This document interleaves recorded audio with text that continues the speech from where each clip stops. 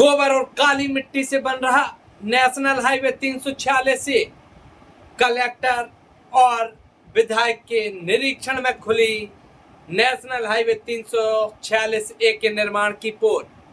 ग्रामीणों ने जगह जगह बनाई अनियमितता, तो अजीबोगरीब पुलिया देखकर चौंके कलेक्टर और विधायक। नमस्कार, आप देख रहे हैं स्वदेश समाचार और मैं हूं आपके साथ स्वदेश शर्मा। आज बात करते हैं अशोकनगर जिले से निकले हुए 3 नेशनल हाईवे 346 ए की।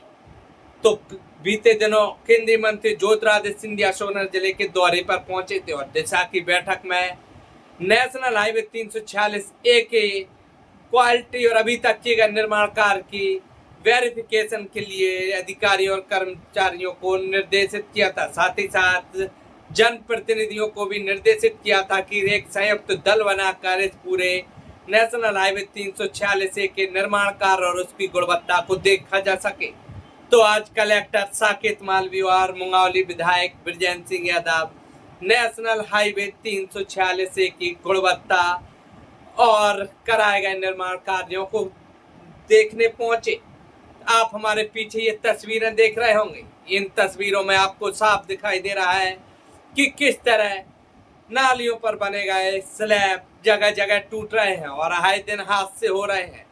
साथ ही साथ आप मेरे पीछे वो तस्वीरें देख रहे हैं जिसमें ये जेसीबी चलती नजर आ रही होगी और ये वो जेसीबी है जो गोबर को इस नेशनल हाईवे 346 में उपयोग करके शोल्डर बना रही थी। और जब कलेक्टर साकेत मालवीय और विधायक बृजेंद्र सिंह यादव एनएच के अधिकारियों को लेकर इस पूरे निरीक्षण के दौरान यहाँ पहुंचे तो सभी भौचक्के रह गए और कलेक्टर और विधायक ने जमकर फटकार लगाई। उन्होंने कहा कि आखिर जब गोबर से ही 346 से नेशनल हाईवे बनाया जाएगा तो कुछ तो शर्म करो। इस मिट्टी से भी शोल्डर नहीं बना रहे हैं, ये पूरे के पूरे गोबर। कहीं ना कहीं एक बड़ा सवाल कि आखिर अधिकारी कहाँ हैं जिन इंजीनियरों को इस निर्माण की मॉनिटरिंग दी है, आखिर वो कहाँ हैं।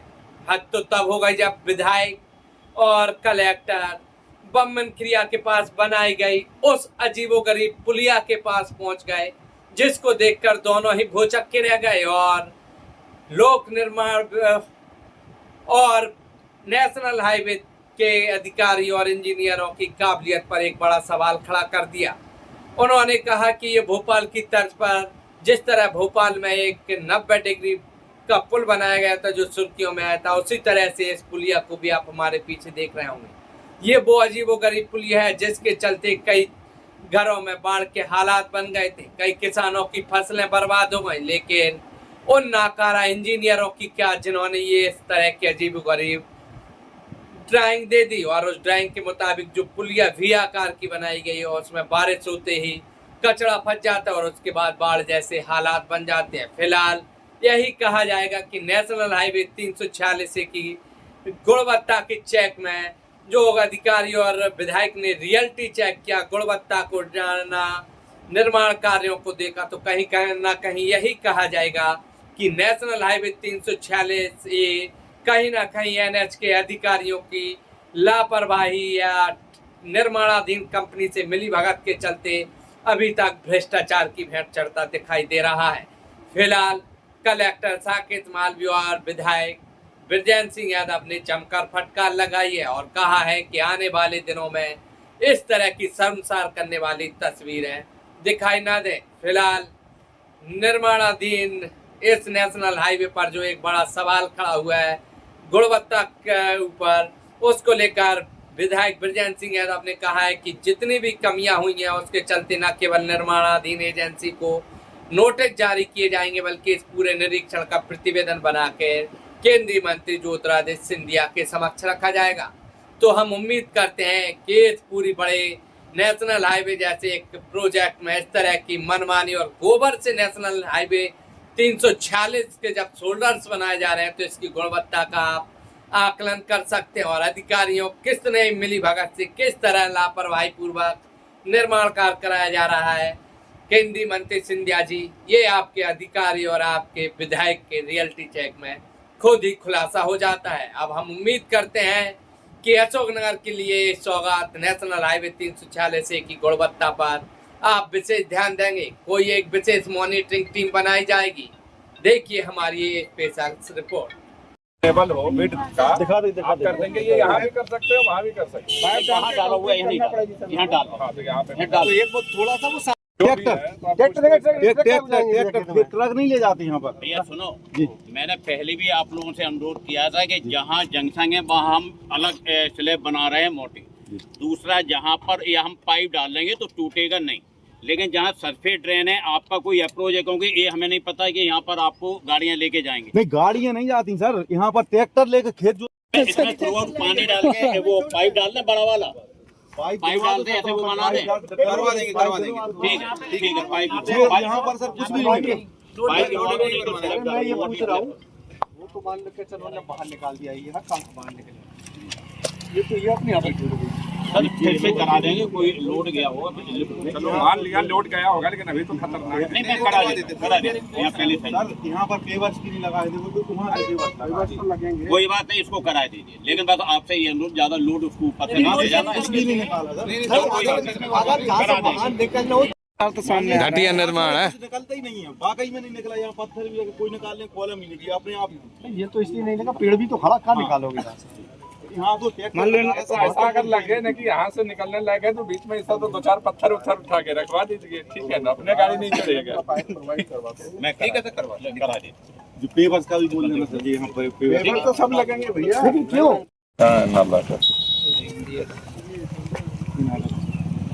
कितने आठ ये 10 हो रहे थे,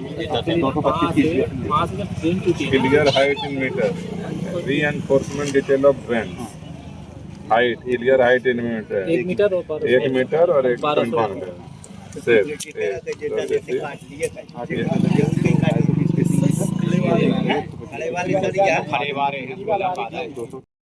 नाला का थोड़ा चौड़ाई कितनी उधर? ये 1200 ये हाँ 1500 डेढ़ बीघा। ये भले 1.5 मीटर की जगह 1 मीटर बन जाती ना, तो क्या कभी टूटती नहीं। ज्यादा चौड़ा होने के बाद या फिर चौड़ी बनी है तो इसमें सरिया आपका ज्यादा मोटा। क्या है सर, मैं आपको थोड़ा सा इस जो ड्रेन बनाई गई थी विदाउट लोड बियरिंग नॉर्मल, तो हमने सारी सेक्शन की बनाते गए, तब जिन्होंने बनाया तब ध्यान नहीं दिया। अब जितने सेक्शन में आ रहे हैं ना, मानने का कहना ये है कि आपने 1.5 मीटर के बजाय अगर 1 मीटर भी नाला बना बहुत बढ़िया है। अगर 1 मीटर में बना लेते ना तो कभी नहीं गिरती, और आज ये कंडीशन है तो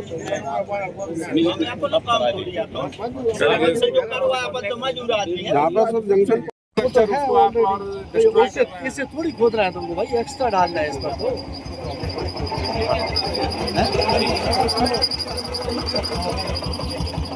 मिट्टी डालना है, मिट्टी भी कौन सी मिट्टी? ये जो कि और क्वालिटी कॉम्पैक्ट है। दूसरा आपका ये जो यहाँ पे भी जो है, ये जो आपका वो होती है तो बीच में एकदम से वो डिप आता है। अभी देखो आप मनुष्य का साइकोलॉजी देखो, क्या होता है ना कि वो आराम से चल रहा है, अचानक से नजर आता है तो उसको लगता है रोड खराब है, गाड़ियाँ बहुत स्पीड में रहती है, वो यही तय नहीं कर पाता है कि हम इसको ब्रेक लगाएं कि नहीं लगाएं, उसमें एक्सीडेंट होते हैं। हम तो रिपेयरिंग वाला माल पूरा वहाँ डाल, वहाँ काला कर। उसका अभी जब बोल आप साल भर शर्म आना चाहिए। गोबर नहीं, ये तो बहुत गलत तरीका है। आप कोई भी कॉम्पैक्ट है, और इसमें देखिए एसडीएम तहसीलदार आप सभी को इस पे निगरानी रखनी चाहिए। कोई भी कॉम्पैक्ट स्ट्रक्चर को खेत से कटिंग करके डालते हैं, कोई भी कॉम्पैक्ट स्ट्रक्चर को डिस्ट्रॉय करके रोड के किनारे आपका कॉम्पैक्ट स्ट्रक्चर है, वो तो रोड को भी स्टेबिलिटी देती है क्योंकि वो ड्रेन नहीं होगा, स्ट्रीम्स नहीं बनेगा, तो हम ऑलरेडी हम रोड को कमजोर करने का उपाय कर रहे हैं। मिट्टी तो डाली नहीं जाए अब तो भैया, मिट्टी नहीं उसको बंद कर दी। अब तो मुरम या गोबर डालो, अब तो ये डाल रहे हैं आप, गोबर की खाद डाल रहे हो यार, शर्म आना चाहिए। चलिए इसको यहाँ नोट करिएगा, ये पॉइंट पानी रुक गया तो पूरे मकानों में पानी भर गया, उससे भयंकर बाढ़ आई थी बेचारे किसानों का पूरा। बताओ भैया अनाज से लेके है, ये कौन सा इंजीनियर ने बनाई है? ये मतलब मैं ताज्जुब के इस बात का मान रहा हूँ। बड़ा नाला भी दे देते हैं, वो जो पाइप रहता है तो भी बड़ा है, जबकि नाला बड़ा है, देखिए बहुत बड़ा नाला है, मतलब बढ़िया, और फोर्स से पानी आता होगा। ये अप्रूव हुआ था ना पहले, किसने किया था? क्यों सही में मुझे लगता है ऐसा नाला कहीं नहीं बना होगा। क्यों? एक्चुअली ये जो है ना स्ट्रक्चर कैचमेंट एरिया जो हम लोगों के डीपीआर में था, क्या था? सेम स्ट्रक्चर था। क्यों, किस कारण से? आपको यहाँ नाला प्री एग्जिस्टिंग नाला था, ये तो सबको दिख रहा था। हाँ सर। तो प्री एग्जिस्टिंग नाले में सर आपका इसका भी है कि चलो ठीक है सीजनल नाला ही है, हाँ सर। तो गर्मी और जाड़े में पानी नहीं रहता, पर बरसात में पानी तो रहता है। इसका एक विड्थ है, इसका एक फ्लो होगा, डिफाइंड वो रहता है, तो फ्लो होगा। तो आप जिस ये फ्लो उसको मेंटेन कर पाएगा क्या? ये नहीं करेगा। नहीं करेगा तो क्यों बना दिया? आधी खेती डूब जाती है उस तरफ। आपका तो मैंने इस तरह तो वाटर बॉडी को के बीच रास्ते को अवरुद्ध करना हो गया ये एक तरह से। आप बोलो क्या एडिशनल स्ट्रक्चर करोगे इसमें? माननीय ने उस दिन कहा था कुछ किया बाद में आपने। आप क्या करोगे इसमें एडिशनल? इसका सर जो हाइड्रोलॉजी डाटा निकाल के उससे डिजाइन करके आसपास से दोनों क्या? अब देखिए ये सब तो वो है, है क्या नहीं है तो क्यों ऐसा अवरुद्ध कर दिया? अगर उल्टा बना देते तो कोई तो भी समझ में आता है। जो ऊपर ऐसा भीग गया इसको ऐसा कर देते तो नीचे से पानी चौड़े में निकल जाता है जल्दी। ये पानी फंस गया। डिजाइन बनाया क्यों? मुझे अरे ऊपर वालों को हर साल की हेडेक कर दी यार, डूब जाती है, मकान डूब जाता है। इसको लीजिए, आपको जो भी इंजीनियरिंग का दिमाग लगा। 4 अप्रैल को हमारे लोकप्रिय सांसद श्रीमंत सिंधिया जी ने दिशा की बैठक ली थी। तो उस बैठक में चूंकि सारे निर्माण कार्यों को लेकर चर्चा हुई थी कि जो निर्माण कार्य सरकार के द्वारा स्वीकृत किए गए हैं वो समय सीमा में पूरे हों और गुणवत्ता के साथ उनका अच्छा काम होना चाहिए। तो कहीं कुछ ऐसी लोगों की शिकायत आई कि कहीं इस पुलिया को लेकर, सड़क को लेकर, कामों को लेकर के कहीं कहीं गुणवत्ता ठीक नहीं है। ऐसी जब शिकायत आई तो हमारे माननीय सांसद जी ने, माननीय सिंधिया जी ने चूँकि एक टीम बनाई, वहाँ कलेक्टर साहब को, मुझको, हमारे जिलाध्यक्ष जी को और सारे अधिकारियों के साथ, NH वालों को साथ में लेकर, ठेकेदार को भी साथ में लेकर, अधिकारियों को साथ में लेकर कि एक बार इसका आप निरीक्षण करें पूरी सड़क का, कि सड़क का काम कितना हो गया है, कितना शेष बचा है और गुणवत्ता के साथ हो रहा है या गुणवत्ताहीन हो रहा है। तो ये सारी जानकारी लेकर और आप उसका निरीक्षण करने के बाद एक रिपोर्ट बना के आप मुझको अवगत कराएंगे, मुझको भेजेंगे। तो आज उसी क्रम में हम सब लोग साथ में आकर और आज हमने ये निरीक्षण किया इसका, सड़क का निरीक्षण में कहाँ क्या काम हुआ? चूँकि जो सड़क की समय सीमा थी, समय सीमा से तो चूँकि इसको ज़्यादा समय हो गया, ये समय से पहले पूरा हो जाना था, परंतु ये लेट हो गया है। लेट का कारण जो ठेकेदार रहे, पहले दूसरा ठेकेदार रहा, वो उसने काम किया, वो छोड़कर चला गया, फिर दूसरा ठेकेदार, अब जो मेन ठेकेदार है वही इसका काम कर रहे हैं। तो चूंकि समय तो इसमें थोड़ा सा हो गया है, तो अभी लगभग 1 वर्ष और लगेगा इसको। 1 साल के अंदर ही कंप्लीट हो पाएगी, क्योंकि इसमें बहुत सारे ब्रिज भी हैं, रेलवे ब्रिज भी है, तो टाइम थोड़ा सा लगेगा। अगले साल तक ये कंप्लीट हो पाएगी सड़क। पर कहीं कहीं हमको देखने को मिला है कि जो शोल्डर बनना चाहिए, जिस अनुपात के साथ बनना चाहिए, तो कहीं कहीं शोल्डर अभी इनके बने नहीं है। जहाँ पर मुरम का काम होना चाहिए वहाँ मुरम न डाल के कहीं कहीं हमको देखने को मिला कि मिट्टी का काम हुआ है। कहीं कहीं पर नाली जो बनाई गई है, थोड़ा सा नाली भी डैमेज मिली है हमको। तो चूँकि ये सारी रिपोर्ट, तो सारे फोटोग्राफ्स हमने लिए हैं और साथ में कलेक्टर साहब भी हैं। अब चूँकि बैठकर हम इस बात का निर्णय करेंगे और जो बना के, जो हकीकत है, जो सच्ची है रिपोर्ट, वो बना के हम हमारे माननीय सांसद जी देखने में वैसे कहीं शोल्डर गोबर से बनते नजर आ रहे थे, कहीं एक अजीब गरीब पुलिया का स्ट्रक्चर भी दिखा है, कहीं गुणवत्ता पर भी सवाल खड़े हुए हैं। तो ये पूरा आपके निरीक्षण है, तो इसको लेके कहा? हाँ, चूँकि निरीक्षण के दौरान JCB चल रही थी और जो मिट्टी डाल रही थी, तो हमने उसको तुरंत बंद करवाया। हमने कहा कि इसको जो मिट्टी अपने आपने डाली है, साइड से उठाकर उसको यथावत वहीं करिए और उस पर दूसरी दोबारा से आप कहीं से भी लाकर इस पर मुरम या कोपरा जो डलता है, नियम में है, उसको डालिए। तो वो काम हमने तुरंत उसको रुकवा दिया है वहाँ पर कि आगे ऐसा काम ना करें, गुणवत्ताहीन, गुणवत्ता के साथ उसमें काम करें। दूसरा, एक पुलिया, चूँकि जो पुलिया आज तक, चूँकि हमने सारे अधिकारियों ने, हमारे माननीय कलेक्टर साहब ने भी देखी, जो पुलिया इन्होंने 2-3 पुलियाँ बनाई हैं रोड वालों ने, चूँकि ऐसी पुलिया तो मैंने आज तक नहीं देखी। जबकि आजकल जो भी पुल बन रहे हैं, पुलिया बन रहा है, एक बॉक्स की तरह बनते हैं, जिससे पानी जितना भी आए तो आसानी से और जल्दी निकल जाए, जिससे कहीं कोई स्थिति ऐसी ना बने कि बाढ़ जैसी स्थिति या पानी रुक जाए तो दिक्कत होती है। तो जो पुलियाँ बनाई हैं इन्होंने वी टाइप की बनाई है। तो वी टाइप की पुलियाँ तो हमारे सभी लोगों के समझ में नहीं आई कि ये कौन से इंजीनियर ने कौन सी टेक्निक से ये बनाई है। और उस पुलियों की वजह से पिछली साल जो बरसात हुई थी तो उनमें आकर कचरा भर गया था और पानी रुका था और हमारे कई घरों में बरसात का पानी भर गया था। लोग परेशान हुए थे, उनका अनाज गल गया था, यहाँ तक कि खाने पीने का सामान तक बह गया था, ओढ़ने पहनने के बिस्तर तक गीले हो गए थे। तो अभी हमने उनको निर्देश दिए हैं, कलेक्टर साहब ने भी बोला है, उन्हें निर्देश दिए हैं कि इन पुलियों को दोबारा से रिप्लेस करके दोबारा से इनको स्ट्रक्चर दोबारा से खड़ा करें और जो बॉक्स टाइप के होते हैं इस टाइप से बनाए नहीं, ये भविष्य के लिए फिर ये नुकसानदायक रहेंगी, वो कहीं नहीं कहीं इनकी दिक्कत रहेगी और लोग परेशान होंगे। तो बहुत सारी कमियां जो पाई है वो हम एक क्योंकि पूरा प्रोफार्मा बनाएंगे, डिटेल से बैठकर हम इनको लिखित में देंगे और इनको चूँकि नोटिस भी देंगे और ये सारी जानकारी हम हमारे महाराज साहब के पास पहुंचाएंगे कि जिससे जो कमियां रही है इस सड़क में, चूँकि अभी सड़क का काम चल रहा है तो अभी ये व्यवस्थित हो सकता है, दोबारा से उसका काम हो सकता है। एक बार अगर जो काम हो गया और काम अगर निबट गया तो फिर दोबारा असंभव होता है। तो चूँकि सारी रिपोर्ट हम भेजेंगे। ये जैसा कि अभी माननीय विधायक जी ने विस्तार से आप सभी को बिंदुवार बताया है इस पूरे निरीक्षण के क्यों किया गया है। तो अभी जो 4 तारीख को दिशा की बैठक हुई थी माननीय केंद्रीय मंत्री जी की अध्यक्षता में, माननीय सांसद जो हैं इस क्षेत्र के उनकी अध्यक्षता में बैठक हुई थी, तो उसमें जनप्रतिनिधिगण भी रहते ही हैं और अधिकारीगण भी रहते हैं। NH के भी जो निर्माण कार्य चल रहे हैं महत्वपूर्ण, उनके बारे में चर्चा हुई थी। तो इस दौरान ये निकल के आया था कि कहीं कहीं उसमें गुणवत्ता की इशूज हैं, डिजाइन के भी इशूज हैं, तो उसको करेक्ट किया जाना चाहिए।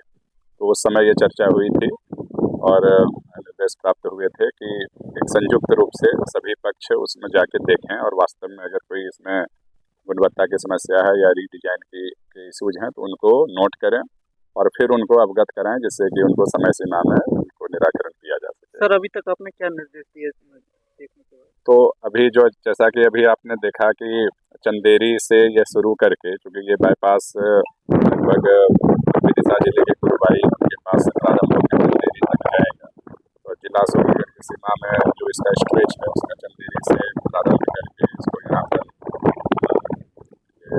घाट बमोरी जो जगह है यहाँ तक के स्ट्रेच का इसका अवलोकन किया गया है। तो जो मुख्य बिंदु उसमें नजर आए हैं, तो अभी चूँकि निर्माण कार्य प्रगतिरत हैं और काम अभी होना शेष है, लेकिन मुख्य जो बिंदु आए कि एक तो कुछ पुलियों की रीडिजाइन के इशूज हैं जिससे कि पानी बरसात में रुकने की संभावना निर्मित हुई है विगत वर्षों में।